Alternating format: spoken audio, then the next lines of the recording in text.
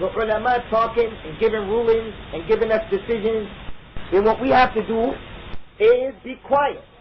And what those people have to do also is that they have to be quiet. Because it doesn't make any sense for the scholars of al-Islam to talk and then the other people to go on screaming and acting up and going crazy. He said that these people's only tools and utensils that they use against the scholars is that they curse them and they ridicule them and they accuse their niyat and their intentions. As for coming with any proof, they are not able to do so, and their calls and screams are only hollow and they have no benefit. He said in closing out this statement, he said that if these people said that al-istibdal, it means that you actually take this one thing and you put it, replace it with another thing. He said if they said that, then we're going to ask them. If these people were saying that whoever judges or he changes the constitution, his own constitution from the Qur'an and the Sunnah, if he comes and says that that one who changed that is a kafir, he said that they will say to that person, is this a real example that you have where someone has come and he has changed al-Islam in its totality for that which is in his own mind? Do you have a real live example that's mutabaqan to the waqi', something that's really happening? Because if you do, then give us an example. Give us a name of a person who has done that.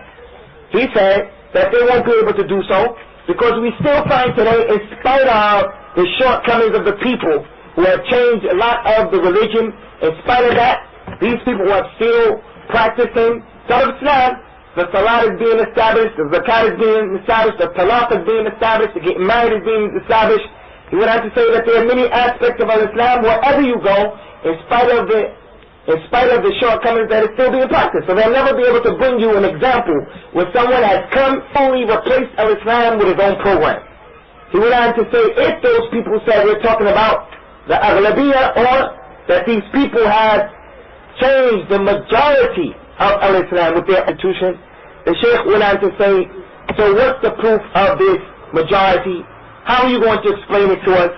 And he went on to say again, how are you going to explain it? How are you going to define what's the Halabi? What are the principles that you're using to define it? He said that again, they will not be able to do so. He went on to say, in closing, ikhwan, that whoever rules in a particular issue without, other than what Allah has revealed, this person no doubt has committed a sin of kufr. And if the brother has done it or the person has done it, saying that it's halal or being abstinent or making the takzeeb, then this person is a kafir. This person is the one who goes out. But if he does it and there is some ignorance while he's doing it, or he's doing it to just have money or to please the people or to save his power, then this is not the case with this person.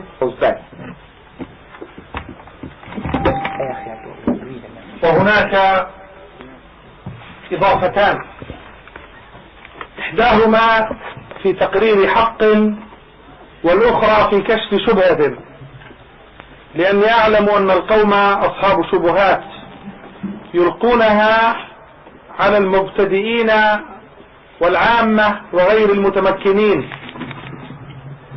أما تقرير الحق فمنطلقه ما استدل به عدد من أهل العلم، منهم الإمام الشاطبي رحمه الله في قوله تعالى: أم لهم شركاء شرعوا لهم من الدين ما لم يأذن به الله. فقال: فالمبتدعة تنطبق عليهم هذه الآية، فإنهم يشرعون في دين الله ما لم يأذن به الله تبعا لأهوائهم وآرائهم ومألوفاتهم. فلو كان هذا بحد ذاته كفرا لكان كل مبتدع كافرا، وهذا وحده ينقض أصل شبهتهم من أساسها، لأن هذا الحكم على مثل هذا التصور لم يقل به أحد من أهل العلم قاطبة، لا في قديم الزمان وغابره ولا في عصره وحاضره.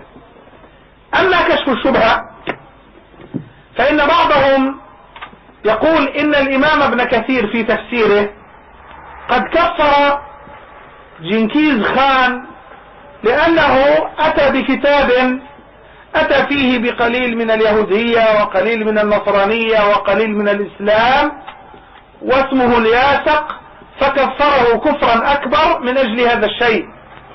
قال: والذين يحكمون بغير ما أنزل الله هكذا، فهم عندهم جزء من، لكن أيضا عندهم جزء من القانون الفرنسي أو جزء من التوراة أو جزء من الإنجيل أو جزء مما اخترعته أهواؤهم، فإذا هؤلاء كأولئك، فبالتالي يشملهم تكفير الإمام ابن كثير كما كفر جنكيز خان صاحب الياسر. وهذه شبهة قد تنطلي على من لم يراجع المسائل وعلى من لم يحقق الدلائل. أما من لم تبهره كل أو أي شبهة ولم تفجعه كل ريبة، فإنه يعلم أن الحق ظاهر بظهور أهله وأئمته وعلمائه ودعاته. ومن شيم أهل البدع كما قال الإمام وكيع بن الجراح: أهل البدع يقولون ما لهم ويتركون ما عليهم، وأهل الأهواء وأهل السنة يقولون الذي لهم ويقولون الذي عليهم.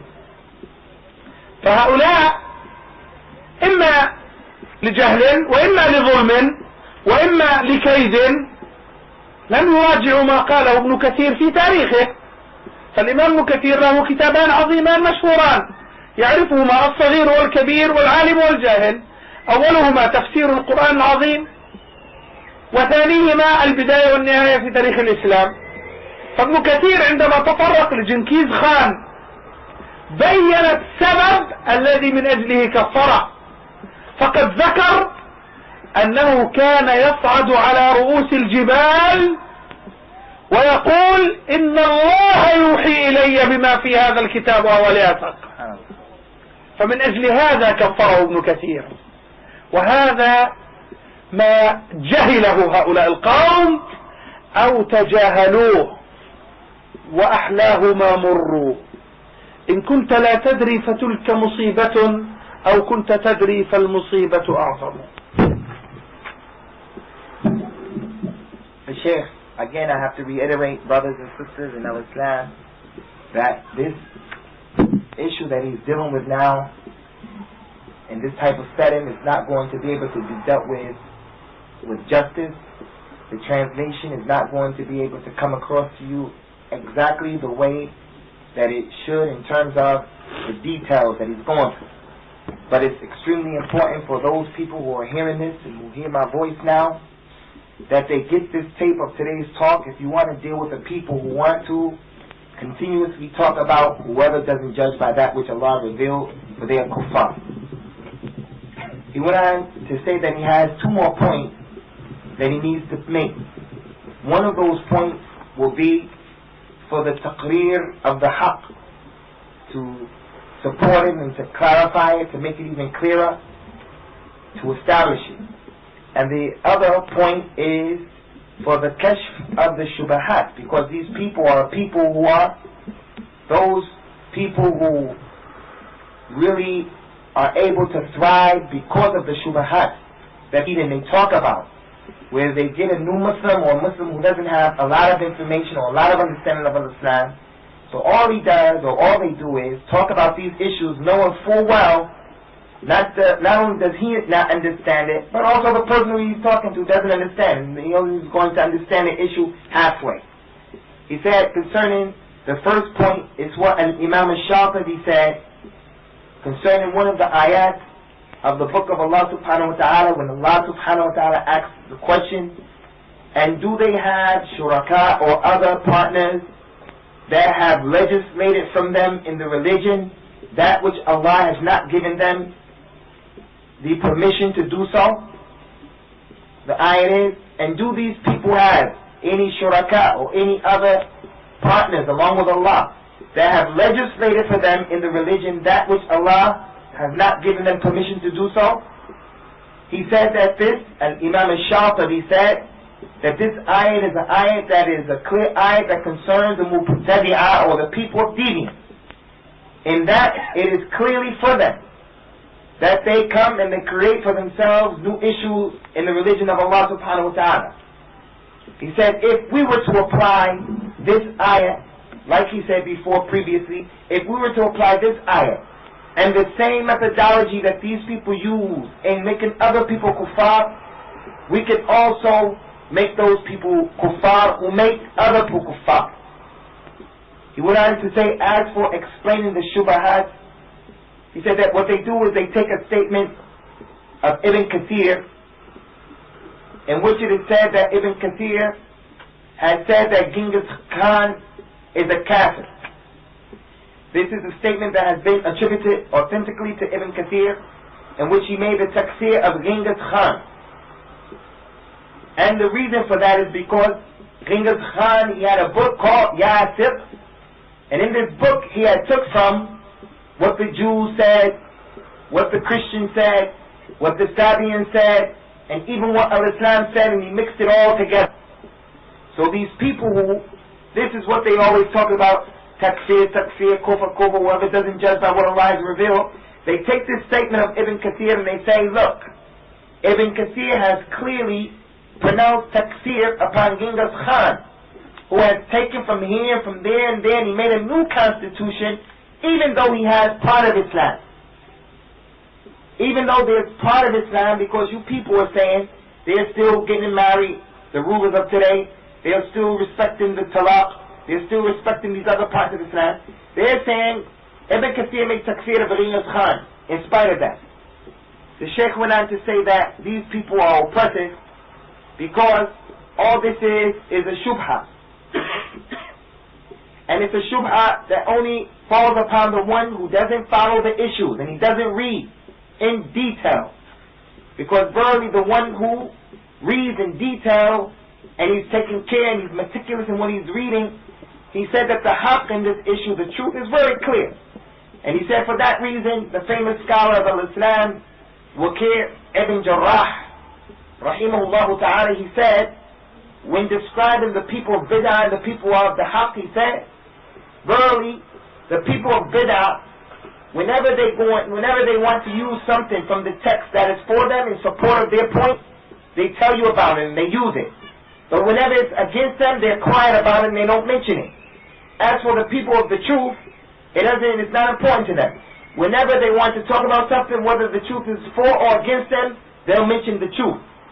He said every young man or young person and every old person knows that Ibn Kathir has two books that are more famous than his other books. The first book being the tafsir of Ibn Kathir. And the second book is a well-known book that's called al-Bidayah wal-Nihaya, in the history of al-Islam. He said these people take the statement of Ibn Kathir from the tafsir book, that what we mentioned. But if you were to look in this book, al-Bidayah wal-Nihaya, Ibn Kathir explains the reason why he pronounced takfir upon Genghis Khan. And that is because Genghis Khan went on top of a mountain, and he said to the people, verily Allah has revealed to me what is contained in this book, Yasir. So based upon that claim, Ibn Kathir said that he was a kafir. So these people, the people always talking about the kufr of the person doesn't judge by what Allah revealed. He said they choose to remain ignorant of this fact or to act as if they're ignorant of it, even though it's there. So he went on to recite some lines of poetry in which he said, it's a bad thing for you not to know something, but it's even worse than that for you not to know it and you think you know it. So he went on to say that whether he's being ignorant about this fact of what Ibn Kathir wrote in his book, whether he knows it or he's pretending not to know it, whether it's this or that, the best of the two is sour.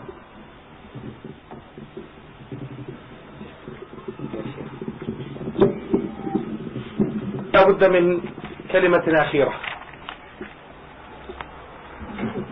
وهي أن أقول لو أن هذه المسألة التي نحن قد بحثناها وأطلنا القول فيها ورحنا وجئنا ورجعنا وعدنا، لو أن هذه المسألة كانت مسألة نظرية فقط لا يترتب عليها أمور لسكتنا عنها كما نسكت عن كثير من الغلط والخلط والزلل بل والضلال، لأنه لا يستطيع أي إنسان كان مهما كان عالما أو طالب علم أو قادرا أن يتتبع كل غلط ويرده.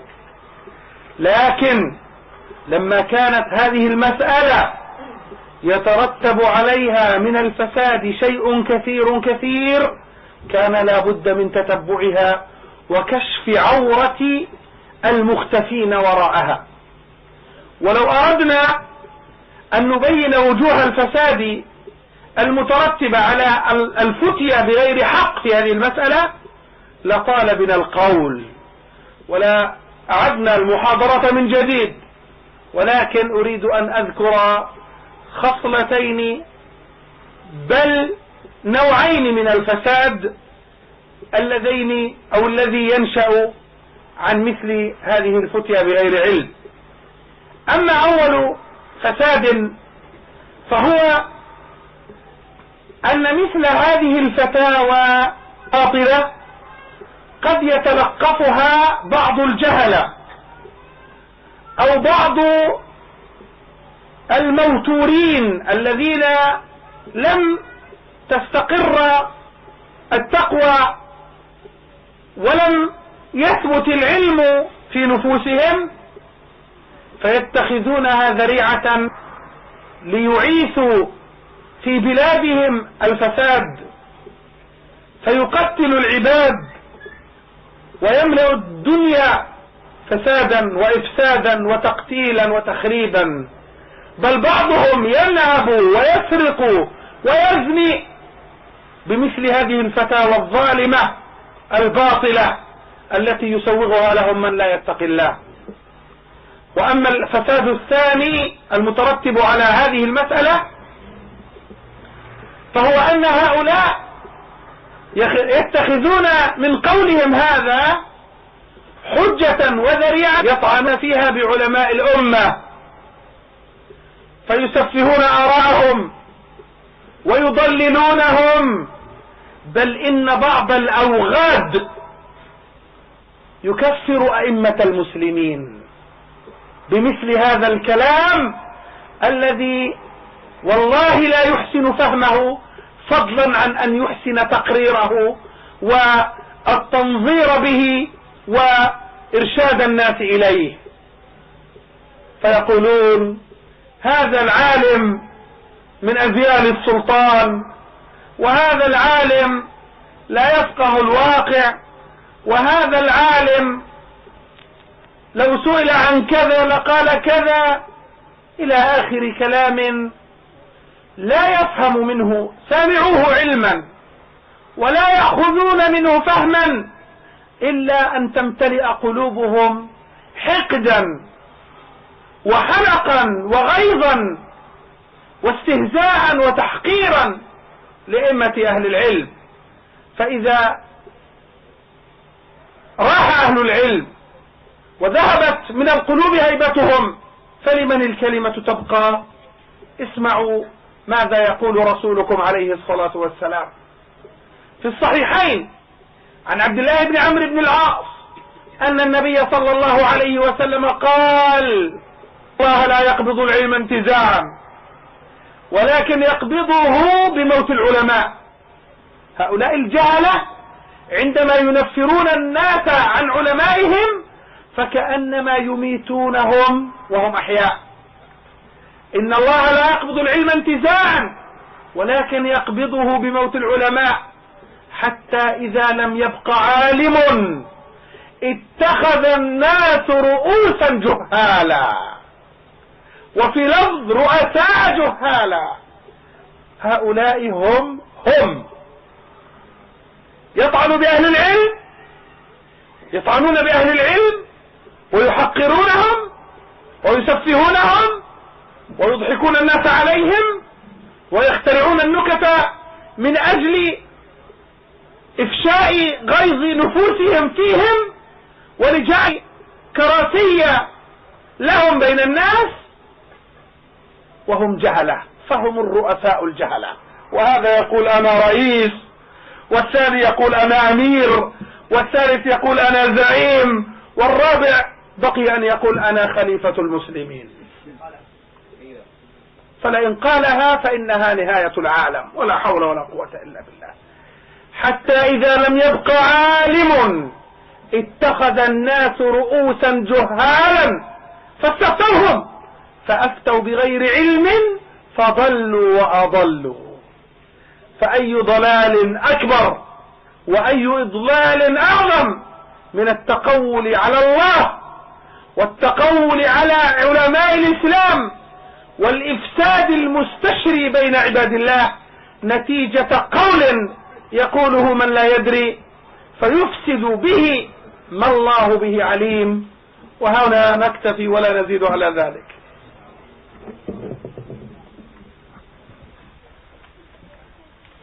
The Sheikh went on to explain another very important point, an extremely important point, and that is, he said that had this issue of pronouncing takfir on the rulers, as the question has come from the floor, had it been a question that was just a question that was novelty or theoretical, nothing was going to come as a result of it. It was just a question that, is posed and it's not going to really be dealt with in any way.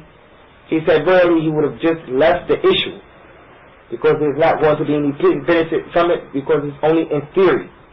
He said, but in fact, because of the fact that this issue, when people misunderstand it and go about it the wrong way, there's a lot of fasad or evil that comes as a result of it. So therefore it becomes incumbent upon him to expose the people who partake in such a mischievous thing, and to expose and to make clear for those people who are listening what the truth is concerning the matter. He said towards those ends he has two very important points that he wants to make to show that whenever the people deal with this type of issue, always worrying about the takfir of the people who are ruling the Muslims and so forth and so on, and the takfir of people in general, he said that this has two evil effects. And he's going to talk about them very briefly, about these two evil effects that we've seen with our own eyes, that we have not ceased to see, to observe from these people. He said the first one is that this fatwa, when the people who make this ruling that so-and-so is a kafir because of this or because of that, he doesn't judge by what Allah has revealed. This fatwa, more times than not, is taken by the people who are ignorant. You don't find around those people other students of knowledge taking that information and taking that fatwa. He went on to say, because of this, and because of their ignorance and that they have no knowledge, the people who take and hear this fatwa, they begin to kill people as a result of it, and they begin to stray away from the right course. And in some instances, and wallahi this is true, in some instances, because of this fatwa, they even begin to make zina under the guise of this fatwa. They begin to make zina, and they begin to steal, as we've seen with our own eyes, saying that you can rob banks and on and on and on. He said that's the first point. That's the first point of the fasad that comes as a result of this fatwa, that these rulers are kuffar or you're kafir if you don't judge by what Allah revealed. The second evil point, the second evil that comes as a result of this, is that the people who use this as an argument, they always use this point to talk bad about the ulama of al-Islam, the scholars of al-Islam. And the Shaykh went on to describe these people, and he called them al-Ghab, which is those people who are way astray, and just they are filled with evil.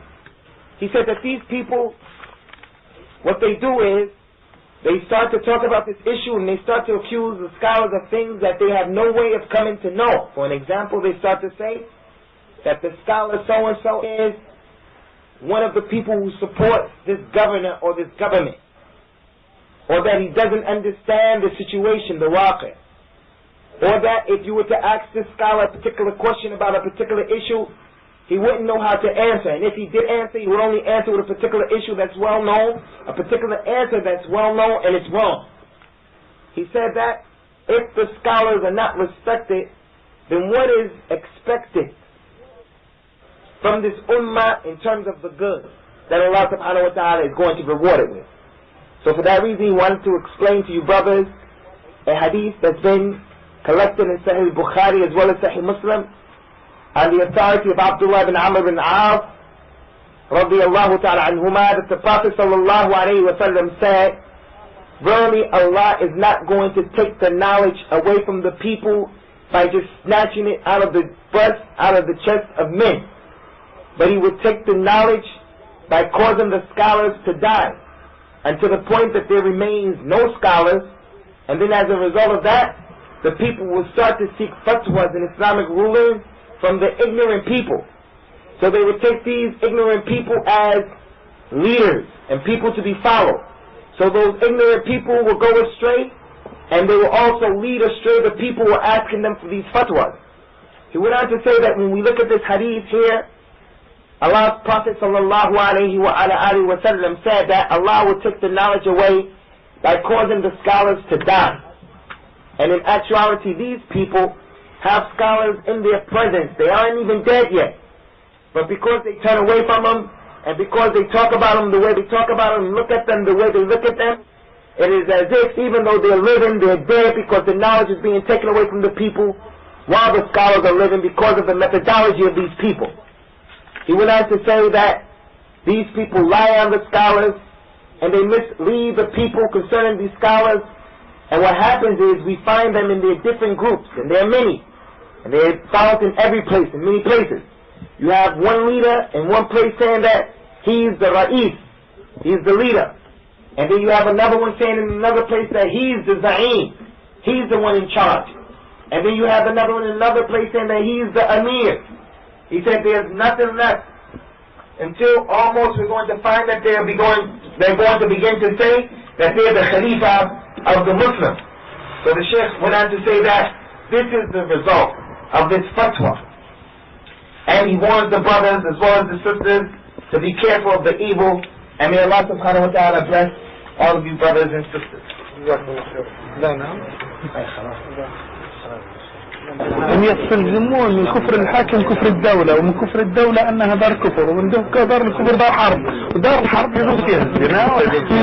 هذه سلسلة من الضلال بعضها آخذ برقاب بعض. نعم. فتنة عظيمة. نسأل الله العافية.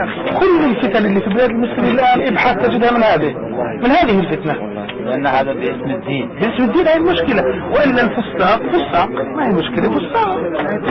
ما أحد يقول، ما أحد يشك في الفساق أنه فساق. لا أعرف هذه.